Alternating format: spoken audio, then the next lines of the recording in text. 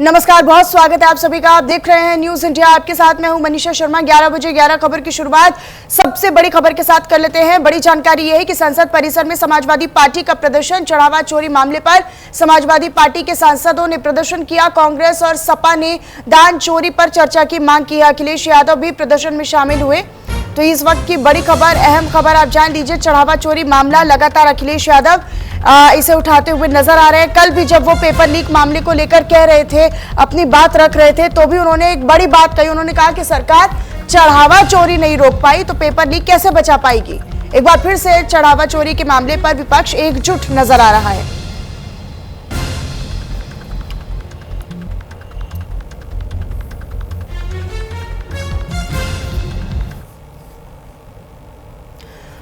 खबरों में आगे भी बात करें, लेकिन उससे पहले सीधे आपको लिए चलते हैं। संसद की कार्यवाही शुरू हो चुकी है। लोकसभा और राज्यसभा दोनों में कार्यवाही जारी है। देश का मान बढ़ाने वाले सभी खिलाड़ियों, उनके कोच एवं टीम इंडिया को हार्दिक बधाई, शुभकामनाएं देता हूं। प्रश्नकाल सच्चिदानंद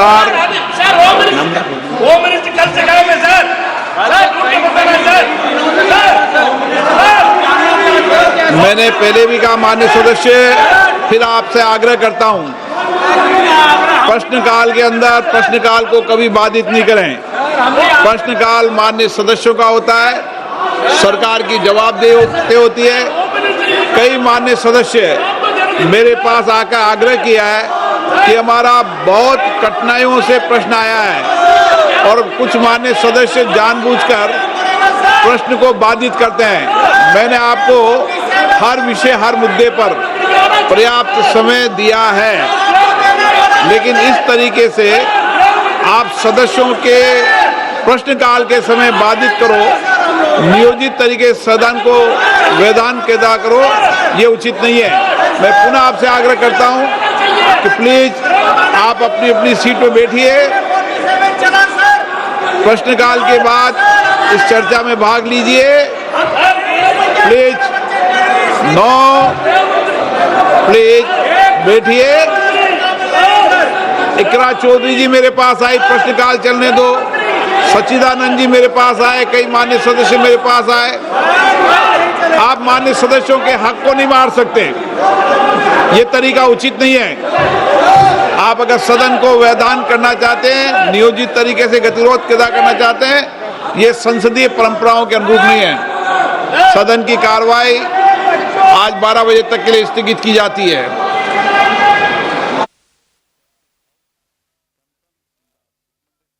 Sabha that the Rajya Sabha do elect 2 members of the Rajya Sabha to the Joint Committee on Offices of Profit in the vacancies caused by the retirement of Sri N.R.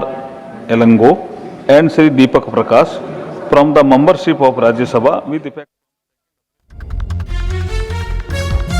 स्थगित हो चुकी है। दोपहर 12 बजे तक के लिए लोकसभा की कार्यवाही को स्थगित कर दिया गया है। सदन के शुरू होते ही विपक्ष ने हंगामा किया। स्पीकर के यानी ओम बिरला बार बार अपनी सीट से कह रहे थे कि प्रश्नकाल के दौरान बाधा ना बनाई जाए या बाधा ना उत्पन्न की जाए। प्रश्नकाल का समय बहुत संवेदनशील समय होता है, इसमें सरकार जो है वो अपनी जवाबदेही देती है, अपना जवाब देती है। लेकिन फिर विपक्ष का हंगामा और हंगामे के चलते लोकसभा की कार्यवाही दोपहर 12 बजे तक के लिए स्थगित कर दी गई है। अब 12 बजे फिर से लोकसभा की कार्यवाही शुरू होगी। उसके बाद सरकार की ओर से पक्ष रखा जाएगा। लेकिन फिलहाल सवाल यही है कि इसी तरीके से विपक्ष अगर हंगामा करता रहा तो किसी भी मुद्दे पर, चाहे वो कोई भी मुद्दा क्यों ना हो, एक तरफ विपक्ष यानी अखिलेश यादव ये कह रहे हैं कि राम मंदिर चढ़ावा चोरी पर पैसे भी बाहर निकल रहे थे, क्या कहेंगे, कहां का पैसा था ये? आपको बधाई देता हूं कि आपने खुलासा किया, लेकिन अफसोस है कि भारतीय जनता पार्टी के लोग, इनकी सरकार बड़ी बड़ी मछली को बचा रही है, लेकिन ये कितनों बचाएं। प्रभु श्री राम के मंदिर का डकैती है, करोड़ों करोड़ों लोगों की आस्था का सवाल है। तुलसीदास जी ने कहा है, जब जब होए धर्म की हानि, बाढ़े असुर अधर्म बहानी, तो ये बर्बाद हो जाएंगे। ये जाएंगे। अयोध्या से सरकार आई है, अयोध्या से जाएगी और 27 में इतना है कि उसकी शुरुआत माननीय अखिलेश यादव जी उत्तर प्रदेश के मुख्यमंत्री बनेंगे। भारतीय जनता पार्टी को 50 सीट भी नहीं मिलेगी, ये प्रभु का कहना है, अवधेश प्रसाद का नहीं है, ये प्रभु की आवाज है।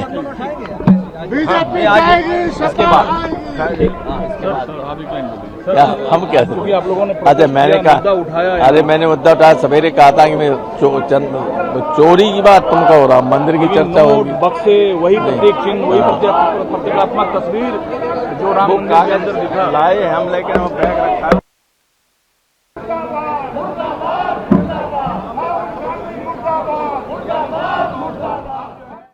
बात है, बात वही है कि जो दान पात्र को नहीं बचा पाए, श्रद्धा से जो चढ़ावा चढ़ता है उसको नहीं बचा पाए, उनसे क्या उम्मीद करोगे कि इस तरह के पेपर लीक नहीं होंगे, परीक्षाएं रद्द नहीं होंगी। संदेश साफ है, जो श्रद्धा के साथ खिलवाड़ कर सकते हैं वो हमारे युवा नौजवानों के भविष्य के साथ भी खिलवाड़ कर रहे हैं। और जब तक सरकार नहीं जाएगी, सबसे बड़ा संकट तो सरकार ही है।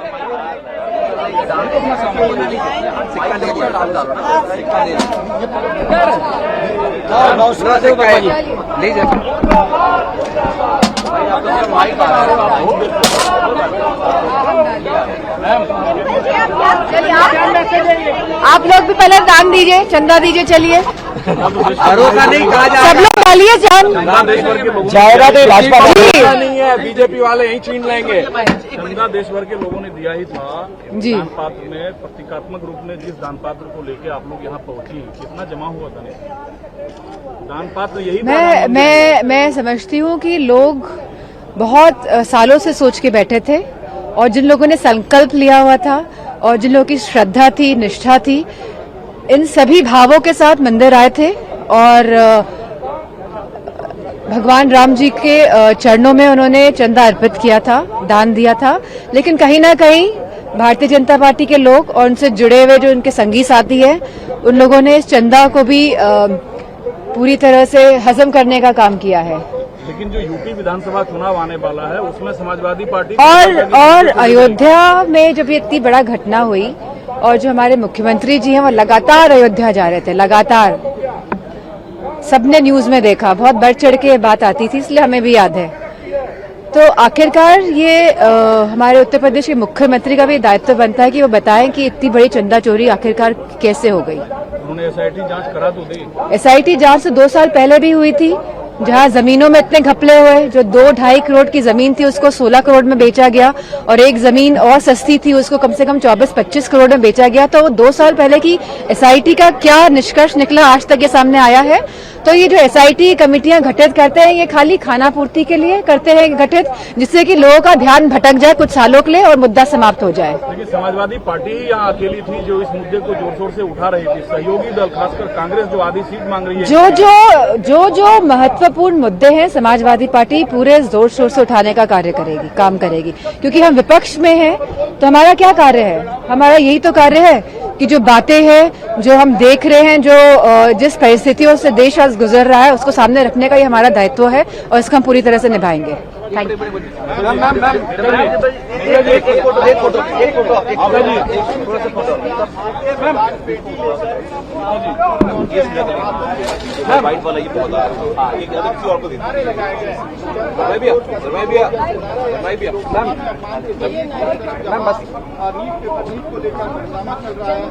चंदा चोर, गद्दी छोड़, चंदा चोर, गद्दी छोड़, चंदा चोर, गद्दी छोड़, चंदा चोर, गद्दी छोड़, चंदा चोर, गद्दी छोड़, चंदा चोर, गद्दी छोड़। नेताजी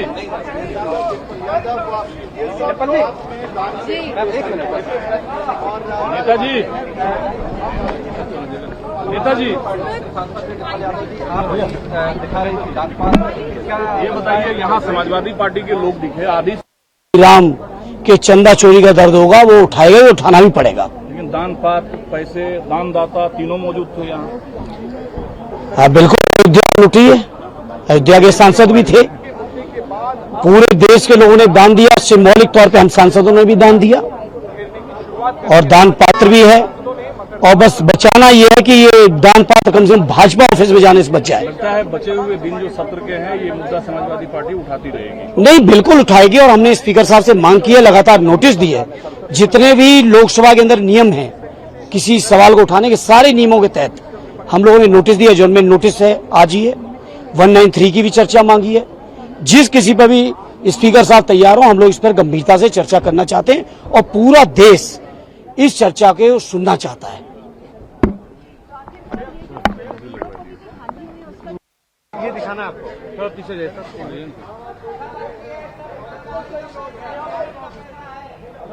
चढ़ा घुस के जाते हैं उसको अरेस्ट करने की बात करते हैं। Democracy is not safe, people are not safe. Therefore I request you, people who have gone there unauthorised, they should be punished.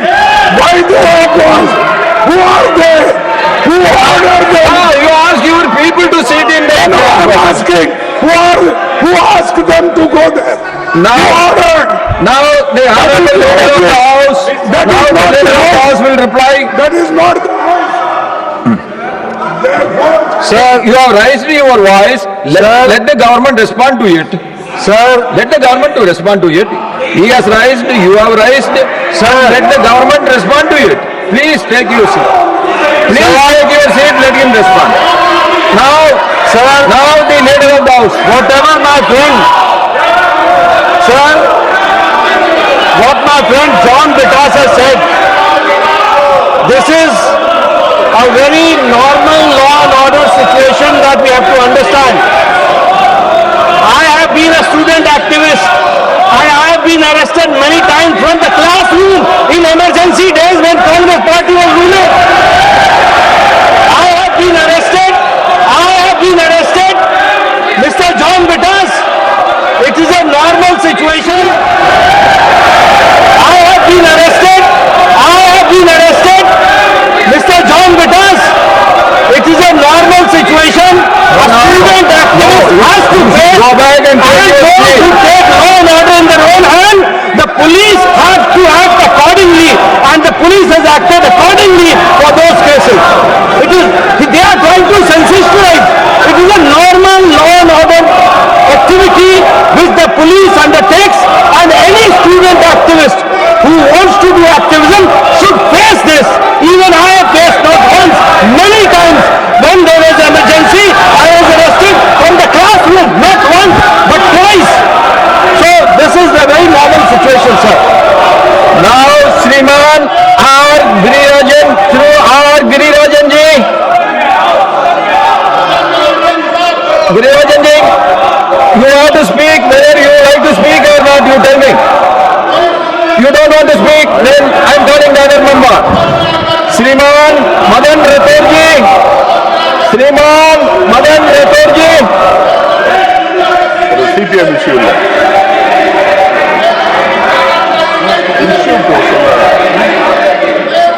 सभापति महोदय, मैं आपके माध्यम से एक ऐसा विषय उठा रहा हूं जिसका सामना सबको करना पड़ रहा है। वो है कि जो ट्रैफिक व्यवस्था देश में सुधारने की जरूरत है, इस विषय पर मैं ये ध्यान आकर्षित करना चाहता हूँ। हम अपना समय मैनेजमेंट करके निकलते हैं, लेकिन जो ट्रैफिक की समस्या का सामना जब करना पड़ता है तो यथा समय पहुंच नहीं पाते। कई बार ऐसी भी स्थिति बनती है कि जब समय अधिक लेकर के निकलते हैं और आसानी से जल्दी पहुंच जाते हैं तो वहां पर भी हमारा समय खराब होता है। इसके लिए ट्रैफिक मैनेजमेंट की आवश्यकता है।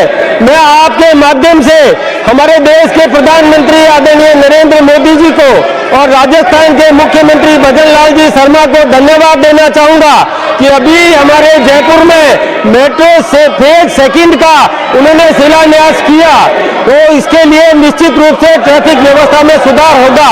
मैं आपका ध्यान आकर्षित करना चाहूंगा, राजस्थान के कोटा में इस प्रकार की व्यवस्था की गई है कि जो भी चौराहे हैं वहां पर या तो अंडरपास बना दिया या ओवरब्रिज बना दिया, ताकि कहीं पर भी सिग्नल पर रुकने की जरूरत नहीं पड़े। इस प्रकार की व्यवस्था राजस्थान सरकार ने की है। मैं इसके लिए राजस्थान सरकार को और केंद्र में हमारे केंद्रीय परिवहन मंत्री जी का भी धन्यवाद देना चाहूंगा। सभापति महोदय, कई देशों में हमने देखा है कि वहां पर लोग मेट्रो से सफर करते हैं और बड़े बड़े अधिकारी भी, चाहे कलेक्टर हो, एसपी हो या कोई मंत्री हो, वो भी मेट्रो से सफर करके और वहां उतर करके साइकिल लेकर अपने गंतव्य तक पहुंचते हैं। तो ये व्यवस्था यदि हो गई तो निश्चित रूप से इसका लाभ स्वास्थ्य पर भी पड़ेगा, प्रदूषण का समाधान भी होगा। ये व्यवस्था हमारे हिंदुस्तान में होनी चाहिए। अनेक ऐसे जो चौराहे हैं वहां पर अंडरपास बने, ओवरब्रिज बने, ताकि जो ट्रैफिक की समस्या का समाधान हो सके। अनेक स्थानों पर अव्यवस्थित पार्किंग हो जाती है, गाड़ियां खड़ी कर देते हैं जिससे कि मार्ग सुलभ नहीं होता। ऐसे पार्किंग के लिए भी कुछ स्थान चिन्हित करने चाहिए ताकि वहां पर पार्किंग हो सके, वाहनों की पार्किंग हो सके, लोगों को आवागमन में असुविधा नहीं हो, समय से बच सके। इसके लिए ऐसी व्यवस्था करना चाहिए। मैं ध्यान दिलाना चाहूंगा कि कांग्रेस के बड़े नेता ये हंगामा कर रहे हैं, इन्होंने ट्रैफिक सुधार में कोई व्यवस्था नहीं की। राजस्थान में भी कांग्रेस की सरकार रही है, देश में भी इनकी व्यवस्था रही है, लेकिन इन्होंने कोई सुधार की दिशा में कोई काम नहीं किया और आज वो हम भुगत रहे हैं। यदि कांग्रेस के नेता पहले जो स्वीकृत था उस प्रकार से यदि अंडरब्रिज, ओवरब्रिज बना देते तो यह समस्या नहीं होती। जयजय सिंह जी, नाउ श्रीमान Jayjay Singh ji. Thank you sir. और सरकारी विद्यालयों के खेल मैदानों के संरक्षण एवं एक विद्यालय एक खेल मैदान अभियान की आवश्यकता। माननीय सभापति महोदय, मैं आपके माध्यम से सरकार का ध्यान उत्तर प्रदेश सहित देश के सरकारी विद्यालयों में खेल मैदानों के तेजी से घटते क्षेत्रफल और उनके संरक्षण की आवश्यकता की ओर सूचित करना चाहता हूं। माननीय प्रधानमंत्री देना चाहते होते, मैं तो सच बोलूं, प्रहलाद जोशी को लेके आपने देखे हैं, पूरे वीडियोस हैं। और सिर्फ ये नहीं, एक वो मैंगलोर में जो पिटाई हुई थी लड़कियों की पब में, उस आदमी को बीजेपी में किसने ज्वाइन कराया? प्रहलाद जोशी जी ने। उसके बाद 5 घंटे बाद या जो भी है उनको निकाला, लेकिन ज्वाइन कराने की फोटो भी है उनकी। तो उनका एक इंसिडेंट नहीं है ना, उनकी एटीट्यूड है महिलाओं के प्रति, उनकी एटीट्यूड है। कार्रवाई से हटा दिया गया क्या? कौन सी कार्रवाई?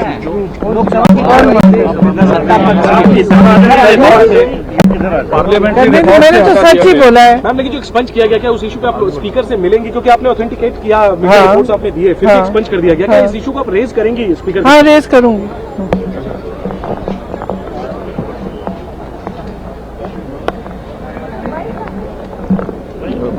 अभियान प्रारंभ किया जाए। प्रत्येक सरकारी विद्यालय में खेल मैदान का संरक्षण सुनिश्चित किया जाए। अतिक्रमण हटाने के लिए समयबद्ध कार्य। किस प्रकार की शिक्षा पे चर्चा, परीक्षा पे चर्चा, जिसमें प्रधानमंत्री गायब, जिसमें गृह मंत्री अनुपस्थित, और इसीलिए इसके विरोध में आज हमने प्रश्नकाल में विरोधी दलों ने बात उठाई। जो मूल हमारी मांग है इस वक्त कि गृह मंत्री जवाब दे, गृह मंत्री तो उपस्थित भी नहीं है, जवाब कैसे देंगे? तो इसीलिए मुझे लगता है कि गृह मंत्री, प्रधानमंत्री शिक्षा की इस चर्चा पे अपनी जवाबदेही नहीं देना चाहते, स्पष्टीकरण नहीं देना चाहते कि पैलेट गन चलाने का निर्देश किसने दिया, किसने निर्देश दिया पुलिस अफसरों को कि वो लड़कियों पर हाथ उठा सकते हैं। तो ये जो एक बहुत ही नाइंसाफी हुई, इसके खिलाफ आज विरोधी दलों ने कोई प्रश्नकाल में आवाज उठाई, जिसके तहत प्रश्नकाल को अडजर्न किया गया और 12 बजे इस पे दोबारा चर्चा होगी। राहुल जी आज लोकसभा में अपनी बात कितने बजे कब रखेंगे पेपर लीक? वो आपको पता चलेगा। राहुल जी आज बोलेंगे और किस वक्त वो 12 बजे क्योंकि तो शुरू होगा, मुझे उम्मीद है कि उसके जल्द समय कुछ ही समय बाद वो अपनी बात रखेंगे। राहुल जी फ्लोर के बाहर यहाँ उठाए न्यू एजुकेशन मिनिस्टर को लेकर, क्या हाउस में भी उस इशू को रेज करेंगे? मैं आपसे दरखास्त करूंगा कि उनके भाषण से पहले उनके भाषण को जानने की कोशिश मत करें, भाषण को सुने और उस पर आप विश्लेषण करें। प्रियंका जी के स्पीच को स्पंज कर दिया गया है, उस हिस्से को जिसमें उन्होंने नए शिक्षा मंत्री को लेकर कुछ टिप्पणियां की। कल राहुल जी ने कहा कि प्रधानमंत्री क्या संदेश देना चाहते हैं कि अगर शिक्षा विभाग को लेकर वो इतना चिंतित है, युवाओं के प्रति जो नाइंसाफी हुई 20 जुलाई को, उस संदर्भ में अगर वो इतना चिंतित है तो प्रहलाद जोशी को शिक्षा मंत्री के हिसाब से जिम्मेवारी देना देश को, युवा समाज को बहुत गलत संदेश जा रहा है। और बहुत से ऐसी चीजें हैं जिससे साफ साफ पता चलता है कि प्रधानमंत्री मोदी जी या गृह मंत्री अमित शाह जी वो शिक्षा विभाग में सुधार नहीं, वो शिक्षा जिन्होंने धरना प्रदर्शन किया उस पर प्रतिशोध की भावना और प्रतिशोध उन बच्चों पर वो कैसे वो व्यवहार कर सकते हैं, उसमें उनकी ज्यादा रुचि है। सर, किरण रिजिजू ने कल कहा कि आप लोग जो पेपर लीक बिल है इस पर सीरियस नहीं है, बहस को लेकर आप लोग पॉलिटिकल एडवांटेज चाहते हैं। ये पेपर लीक बिल है ही नहीं। इस बिल में लीक ना हो उसका क्या प्रावधान है? ये संशोधन है, कार्रवाई की संशोधन की, अगर कोई पकड़ा गया तो उस पर क्या कार्रवाई होगी, क्या जुर्म होगा। और हमने खुद देखा है कि ये सरकार सीरियस नहीं। जब फास्ट ट्रैक कोर्ट में जब सीबीआई की तरफ से वकील ही नहीं जाता तो फास्ट ट्रैक का क्या फायदा, उस कानून का क्या फायदा? जो 2 साल पहले जो कानून आया उस कानून के तहत किसी को आज तक उन्होंने कन्विक्ट नहीं किया, तो साफ साफ पता चलता है ये पेपर लीक वाला बिल नहीं है।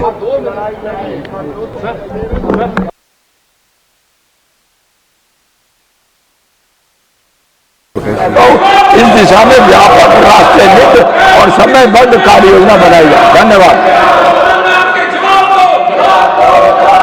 Now the House adjourned to meet at 12 noon.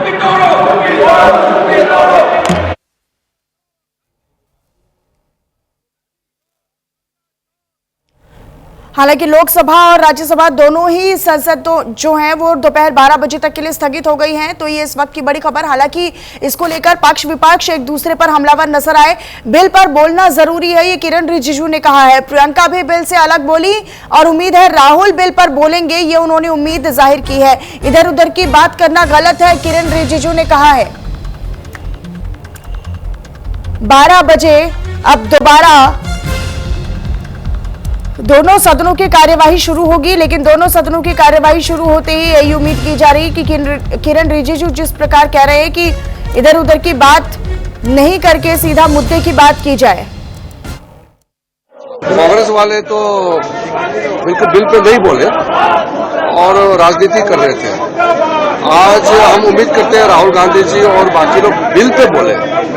इतना महत्वपूर्ण बिल पे चर्चा हो रही है और वो इधर उधर का बात करके भटकाने के लिए और राजनीतिकरण करके वो ध्यान भटकाना चाहते हैं। इतना अच्छा बिल लाया है छात्रों का डिमांड से और प्रधानमंत्री जी का इतना बड़ा फैसला लेने से अब एक नया कॉन्फिडेंस आया है छात्रों में।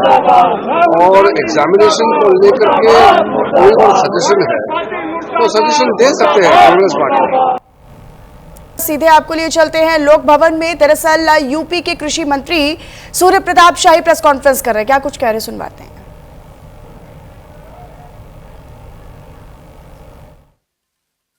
के भी बता दूं, बता दें, मिल गया आपको तो आप उससे।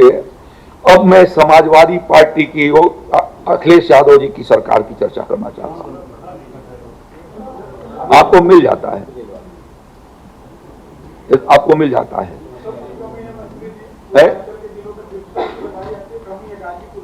वो आगे बता देता हूं मैं। देखिए, जिप्सम का अलग से चर्चा करते हैं, आप करेंगे तो कर लेंगे उसके बारे में।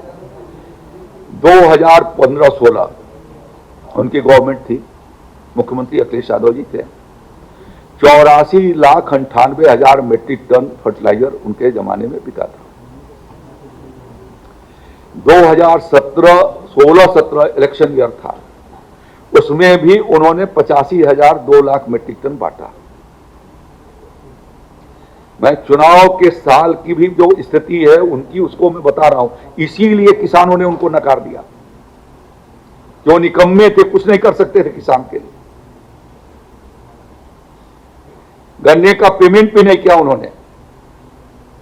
8,500 करोड़ रुपया गन्ने का दाम योगी आदित्यनाथ जी की सरकार पर छोड़ करके गए थे। वो योगी जी की सरकार ने पाई पाई उसका भुगतान किया। 6.5 लाख मेट्रिक टन उसके पहले के साल में मात्र गेहूं की खरीद हुई थी। किसान की खरीद नहीं की जाती थी। किसानों की बात करते हैं तो उन्होंने 2015-16 में 84,98,000, 2016-17 में 85,02,000, योगी जी की सरकार 17-18 में आई, तुरंत 4 लाख मेट्रिक टन बढ़ा, 89,92,000 मेट्रिक टन, 4.5 लाख बढ़ गया। अगले साल 95,49,000 मेट्रिक टन, 2019-20 में 1,05,016 मेट्रिक टन, 21-22 में 1,13,35,000 मेट्रिक टन, 21-22 में 106,37,000 मेट्रिक टन, 22-23 में 107 लाख मेट्रिक टन, 77,000, फिर 23-24 में 109 लाख मेट्रिक टन, 24-25 में 116 लाख मेट्रिक टन, 25-26 में 118 लाख मेट्रिक टन। जो उनके सरकार के जमाने से आज 34 लाख मेट्रिक टन ज्यादा फर्टिलाइजर किसान भाइयों को मोदी जी की और योगी जी की सरकार उपलब्ध करा रही है। यानी यूपीए का कार्यकाल भी निकम्मा था और समाजवादी पार्टी का कार्यकाल भी निकम्मा था, जिसने किसान के लिए कुछ काम नहीं किए। यह तथ्य मैं आंकड़ों के साथ आपके साथ ERY मैंने आपको रखा है कि किस तरीके से व्यवस्था बनाई। सारी साधन सहकारी समितियां, उत्तर प्रदेश के 23 कोऑपरेटिव बैंक में किसानों का पैसा उन्होंने जब्त कर खा गए थे। वो घून की तरह से खा गए। डिपॉजिट पैसा मुलायम सिंह जी की सरकार का, अखिलेश यादव जी की सरकार का किसान को मिल नहीं पाती थी। बैंकरप्ट हो गए वो डीसीबी, समितियों को बैंकरप्ट कर दिया। योगी जी की सरकार ने उनको 5 लाख रुपया मुहैया करके 5 लाख की सीसी लिमिट तय करके और आज बिजनेस में लगा करके साधन सहकारी समितियों को जीवित करके किसान के अपने न्याय पंचायत के करीब 1 या 2 न्याय पंचायत के बीच में यह फर्टिलाइजर उपलब्ध करा रही है। यह तथ्य मैं आपके सामने रखना चाहता हूं। मुझे इतना ही कहना था। धन्यवाद।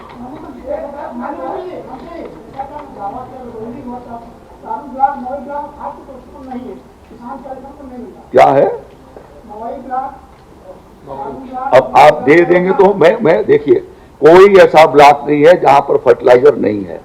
आप कहेंगे मैं आपको डिटेल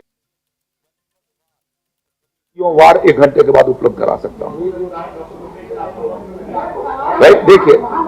देखिए ये हो सकता है भाई, बात सुनिए, यह हो सकता। सूर्य प्रताप शाही कृषि मंत्री यूपी के, आप उनको सुन रहे थे। कई बातों का उन्होंने जिक्र किया। चलिए अब एक बार फिर से खबरों का रुख करते हुए आपको बताएं, जहां झारखंड पेपर लीक पर बीजेपी का हल्ला बोल। संसद परिसर में झारखंड मुक्ति मोर्चा के खिलाफ प्रदर्शन, संसद परिसर में जेएमएम के खिलाफ प्रदर्शन। इस वक्त की बड़ी खबर, ये बड़ी जानकारी आप तक साझा कर रहे हैं। हालांकि पेपर लीक पर लगातार देश भर में हल्ला बोल, कहीं पर विपक्ष तो कहीं पर खुद सत्ता पक्ष यानी बीजेपी कई राज्यों में पेपर लीक के मुद्दे पर राज्य सरकारों को घेर रही है। इसी क्रम में झारखंड की बात करें तो संसद परिसर में झारखंड मुक्ति मोर्चा यानी जेएमएम के खिलाफ प्रदर्शन। संसद परिसर में जेएमएम के खिलाफ बीजेपी ने हल्ला बोला और प्रदर्शन किया।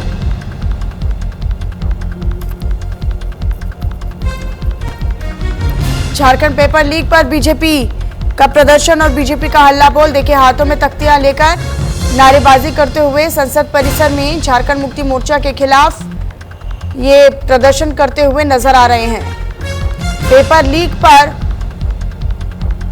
एक तरफ राजधानी दिल्ली की बात करें तो यहां पर विपक्ष लामबंद हुआ है और लामबंद होकर लोकसभा कार्यवाही के दौरान हंगामा कर रहा है।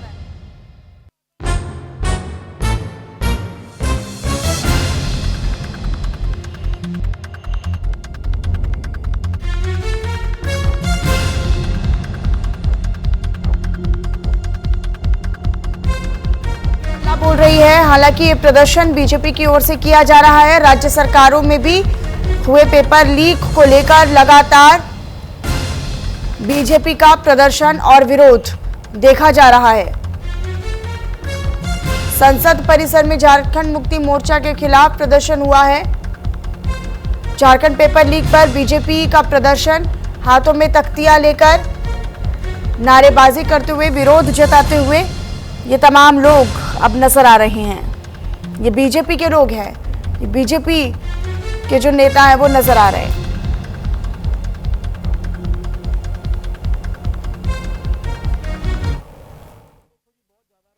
में कांग्रेस के समर्थन से उस राज्य में सरकार चल रही है और लगातार तब से लेकर के अब तक विगत 6 वर्षों से जो पेपर लीक परीक्षा के पूर्व, चाहे उत्पाद सिपाही की भर्ती की बात हो, जेपीएससी की बात हो, सीजीएल की बात हो, जेसीसी की बात हो, उत्पाद सिपाही की भर्ती की बात हो, उत्पाद सिपाही में तो दौड़ के क्रम में 19 बच्चे का मौत हो गया।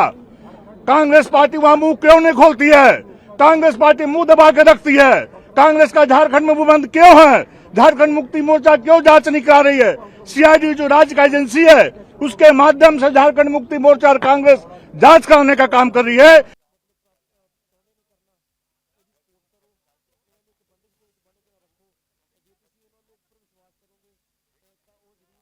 नहीं, अभी इसकी जांच चल रही है, लीपापोती चल रही है। सीआईडी जांच हुआ है, जो जेपीएससी के अध्यक्ष हैं उनका इस्तीफा हुआ है, लेकिन उसमें जो झारखंड मुक्ति मोर्चा के जो महासचिव हैं उनकी पत्नी खुद उसकी सदस्य है, अभी तक उसका इस्तीफा नहीं हुआ है।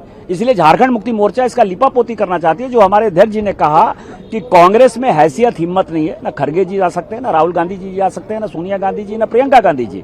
यदि आप में नैतिकता है, हिम्मत है, तो अभी तो तत्काल चल रहा है। नीट का तो एग्जाम हो गया, प्रॉपर एग्जाम हो गया। नीट का जो दूसरा एग्जाम हो गया वो उसमें कोई अनियमितता नहीं थी। इसके बावजूद भी हमने छात्रों की बात मानी, शिक्षा मंत्री का इस्तीफा हो गया। हम ये कह रहे हैं कि कंपनसेशन देंगे। आप में यदि हैसियत, हिम्मत है तो चलिए, नहीं तो आप लीपापोती कर रहे हैं। इसी बीच आगे बढ़ते हुए एक और बड़ा अपडेट आप तक साझा करे हुए कि प्रधानमंत्री पर प्रियंका गांधी ने तंज कसा। पीएम के इंस्टाग्राम रील्स पर प्रियंका गांधी ने तंज कसा। उनकी ओर से कहा गया कि जेनजी का भरोसा वीडियो से नहीं जीता जाएगा। पीएम कैमरे का नहीं, दिल का एंगल बदले, ये कल उन्होंने कहा।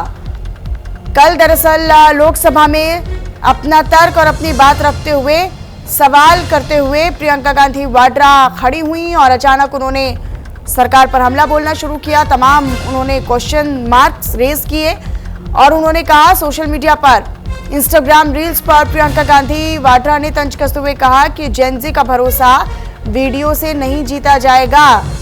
पीएम कैमरे का नहीं, दिल का एंगल बदलें, जेनजी की समस्या को समझे, यूथ की समस्या को समझे, युवाओं की दिक्कत और परेशानियों का हल और उनका समाधान निकालें।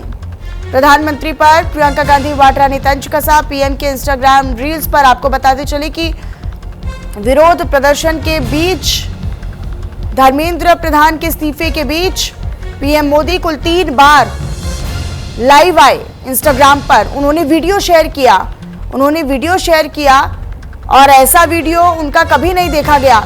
इसमें उन्होंने युवाओं का भरोसा जीतने की कोशिश की, इसमें उन्होंने जेनजी को संबोधित किया, इसमें उन्होंने कई ऐसे शब्दों का प्रयोग किया जिससे वो डायरेक्ट जेनजी और जो नया यूथ है उसके साथ रिलेट कर पाए, या जेनजी या न्यू जनरेशन उनके शब्दों के साथ या उनके साथ रिलेट कर पाए। इस तरह की कोशिश उन्होंने इंस्टाग्राम रील्स में की है। इंस्टाग्राम रील्स पर प्रियंका गांधी ने तंज भी कसा है। हालांकि बड़ी संख्या में उनको व्यूज और लाइक्स भी मिले, लेकिन इसको लेकर विपक्ष अब लगातार सवाल कर रहा है। मोदी जी, और आदरणीय गृह मंत्री महोदय जी से पूछना चाहती हूं कि क्या जरूरत थी एक मासूम बच्ची पर इस तरह दमन करने की? क्या जरूरत थी उन छात्रों पर आंसू गैस चलवाने की, उन पर लाठियां बरसाने की, उन पर वाटर कैनन्स चलवाने की? क्या जरूरत थी उन नौजवान लड़कियों को जलील करते हुए उनके कपड़े फाड़ने की, उनको बेरहमी से गंदी तरह पिटवाने की? देश के युवाओं पर पैलेट गन्स और AK-47 चलवाने की क्या आवश्यकता थी? छात्र पूछ रहे हैं, अध्यापक पूछ रहे हैं, पूरा देश आज ये पूछ रहा है और आपकी जिम्मेदारी बनती है कि आप इस सवाल का जवाब दें। आदरणीय प्रधानमंत्री महोदय जी और की दिशा में भी आगे बढ़ रहे हैं, लेकिन हमें भविष्य के लिए सोचना है। हमारी परीक्षा पद्धति विश्वस्त हो, हमारी परीक्षा पद्धति ट्रांसपेरेंट हो, हमारी परीक्षा पद्धति में सबसे ज्यादा टेक्नोलॉजी का उपयोग हो। इन सारी बातों को ध्यान में रखते हुए विश्व प्रसिद्ध टेक्नोलॉजी एक्सपर्ट श्रीमान नंदन नीलेकनी जी के नेतृत्व में एक हाई पावर टास्क फोर्स बनाने का निर्णय किया है, जो एग्जामिनेशन रिफॉर्म की तरफ फोकस करेगा और जल्द से जल्द आने वाली परीक्षाओं की विश्वसनीयता को सुनिश्चित करने का काम इसके रिपोर्ट। इधर गृह मंत्री अमित शाह संसद पहुंचे, 12 बजे सदन की कार्यवाही शुरू होगी। ये जानकारी आप तक साझा कर रहे हैं गृह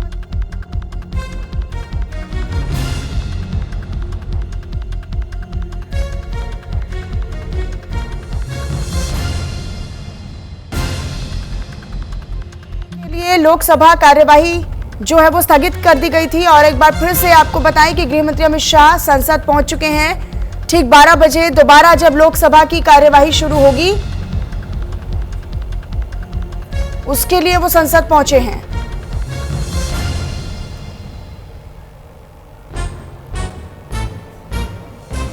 ये देखिए तस्वीरें भी आ गई हैं, संसद पहुंच चुके हैं गृह मंत्री अमित शाह। केंद्रीय गृह मंत्री अमित शाह संसद पहुंचे हैं और संसद पहुंच चुके हैं मतलब आप समझिए कि चर्चा में हिस्सा लेने वाले हैं और चर्चा में हिस्सा लेंगे। जवाब आज सरकार को देना है। कल 9 घंटे लगातार इस पर चर्चा चली, विपक्ष ने तमाम सवाल किए, तमाम मुद्दों को उठाया। अखिलेश यादव ने भी, क्योंकि यूपी चुनाव भी नजदीक है तो उन्होंने लगे हाथ पेपर लीक के साथ साथ उन्होंने चंदा चोरी का मामला भी उठा दिया। लेकिन पेपर लीक को लेकर अब सरकार अपना जवाब दे रही है। हालांकि संसद में लगातार जितेंद्र सिंह और किरेन रिजिजू अपना पक्ष कल रखते हुए नजर आए, लेकिन अब ये देखना होगा कि क्या गृह मंत्री अमित शाह अपना पक्ष रखेंगे, सरकार का पक्ष रखेंगे, क्योंकि विपक्ष की मांग है कि सरकार को अपना पक्ष रखना है और वो चाहते हैं कि सरकार इस पर जवाबदेही तय करे बिल को लेकर। हालांकि बिल कल पेश किया गया, पेश तो पहले किया गया था, कल उस पर चर्चा हुई और सरकार पूरी कोशिश कर रही है कि सर्वसम्मति के साथ, क्योंकि आज वोटिंग भी होगी, ये भी आज काफी बड़ा दिन है, काफी महत्वपूर्ण दिन है। सरकार अपना जवाब देगी, साथ ही साथ आज वोटिंग भी होगी और ये देखना होगा कि संसद में दोनों सदनों में ये बिल जो है वो किस गति के साथ पास हो पाएगा। पेपर लीक के बाद चारों तरफ से सरकार जो है वो घिरी हुई है।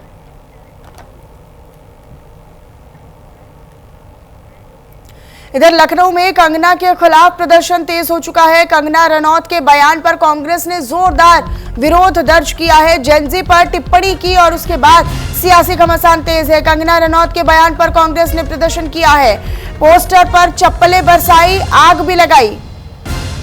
कंगना रनौत ने हाल ही में जेनजी और खास तौर पर जो युवतियां हैं, जो आजकल लड़कियां हैं जेनजी जनरेशन की, उनको लेकर उन्होंने कमेंट किया। उन्होंने कहा था कि आजकल की जो लड़कियां हैं वो कुछ नहीं जानती हैं, सिर्फ शराब पीना, अन्य पुरुषों के साथ संबंध रखना, लेकिन अपने आप को कैपेबल बनाने में, अपने आप को सक्षम बनाने में उनका कोई ध्यान नहीं है। एक अच्छी हाउसवाइफ तक नहीं बन सकती हैं आजकल की लड़कियां, ये उन्होंने कहा। प्रदर्शन जो जंतर मंतर पर हुआ उसको लेकर मीडिया कर्मियों ने सवाल किया था, लेकिन उसके बाद लगातार सोशल मीडिया पर एक नई बहस छिड़ चुकी है। वारिस पठान ने भी उनके बयान का विरोध किया, उन्होंने और साथ ही साथ कांग्रेस ने भी उनके बयान का विरोध किया। अब कंगना रनौत जो है वो अपने बयान पर घिर गई। हालांकि बयान और विवाद दोनों से उनका पुराना नाता है। वो जब बोलती हैं निडर होकर बोलती हैं, मुखर होकर बोलती हैं और कई दफा कई मर्तबा वो अपने ही बयानों पर घिर भी जाती हैं, लेकिन फिर वो बेबाकी के साथ उनका जवाब देती उसका सामना करती हैं। एक बार फिर से लखनऊ में उनके खिलाफ प्रदर्शन तेज हो गया। ये देखिए, महिलाएं खुद उनके प्रदर्शन, उनका विरोध कर रही हैं। इन महिलाओं का कोई लेना देना नहीं प्रदर्शन से, इन महिलाओं का कोई लेना देना नहीं प्रदर्शन से, न्यू जेन से, जेनजी से। लेकिन जेनजी पर की गई टिप्पणी इन महिलाओं को इतनी बुरी लग गई कि देखिए अब कंगना रनौत के पोस्टर पर चप्पल मार रही हैं, थप्पड़ मार रही हैं और उनके पोस्टर को जला रहे हैं, आग लगा रहे हैं। ये देखिए, सड़क पर पटक कर चप्पलों से उनके पोस्टर, ये विरोध जताने का एक तरीका लखनऊ में नजर आ रहा है।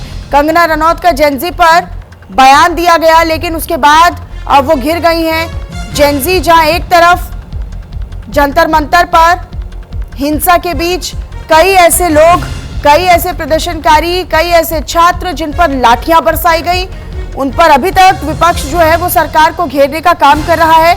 लेकिन इन सब के बावजूद एकाएक कंगना रनौत बयान देती हैं और फिर बयान के बाद वो फिर खुद ही अपने बयान में घिर जाती हैं।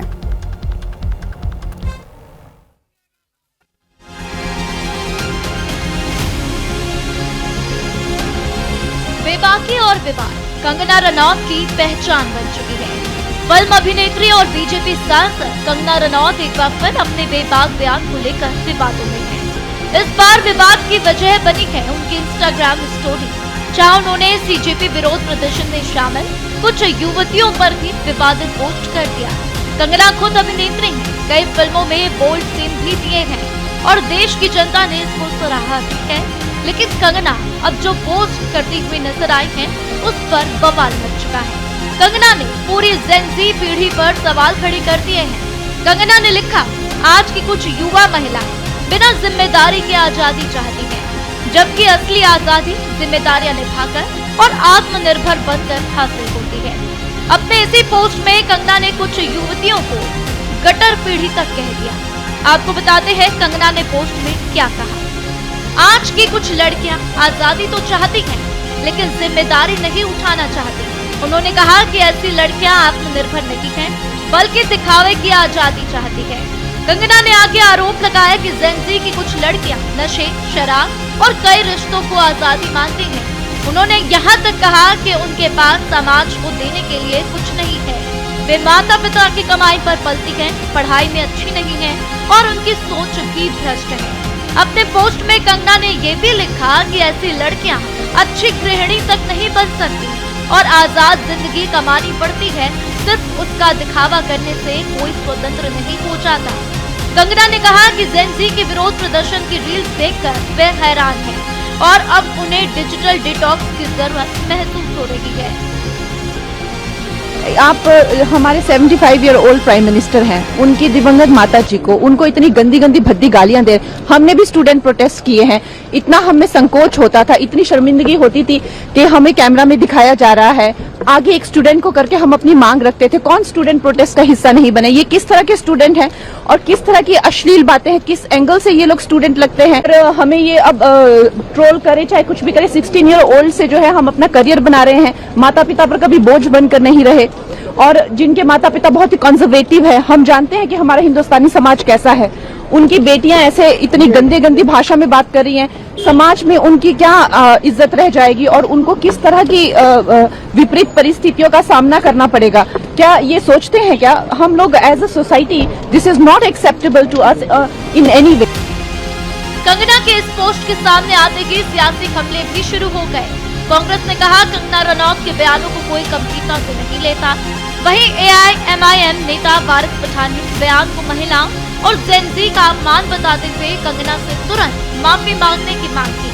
वारिस पठान ने कहा, अगर कंगना ने ऐसे शब्दों का इस्तेमाल किया है तो यह बेहद निंदनीय है। उन्हें पूरी जेनजी से माफी मांगनी चाहिए और प्रधानमंत्री मोदी को भी अपने सांसदों की भाषा पर ध्यान देना चाहिए। कंगना रनौत ने इस तरह के शब्दों का इस्तेमाल अगर किया है तो मैं समझता हूँ बहुत ही निंदनीय है, ये कंडेमनेबल है। कंगना रनौत को हर मर्तबा इस तरह की बकवास करने की आदत हो गई है। इनको पूछो नीट का फुल फॉर्म मालूम है? नहीं पता होगा उनको। और आप जेनजी स्टूडेंट छात्र जो हमारे भारत का भविष्य है, उनके बारे में ऐसा बोल रहे होगा, उनके बारे में आप इस तरह कचरा छोड़ दिया। अरे भाई, आपने देखा नहीं वहां के विजुअल, साफ भी कर रहे थे वहां पर बच्चे। तो इस तरह की अगर इन्होंने बयानबाजी किया है तो मैं समझता हूं कि इनको पूरे जेनजी के सामने माफी मांगना चाहिए सार्वजनिक।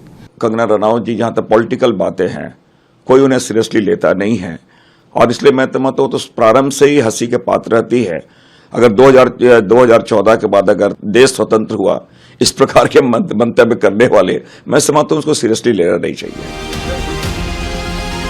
एक तरफ कंगना रनौत इसे भारतीय संस्कृति, संस्कार और जिम्मेदारी का सवाल बता रही है, तो दूसरी तरफ विपक्ष इसे महिलाओं और नई पीढ़ी का अपमान करार दे रहा है। सोशल मीडिया पर भी इस बयान को लेकर तीखी बहस छिड़ी हुई है।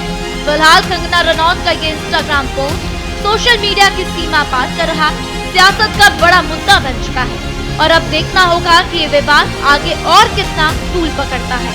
Bureau report, news India. और चलिए फिलहाल इन्हीं तमाम खबरों के साथ और इसी स्पेशल रिपोर्ट के साथ इस बुलेटिन में इतना ही। आप बने रहिएगा न्यूज इंडिया के साथ। नमस्कार।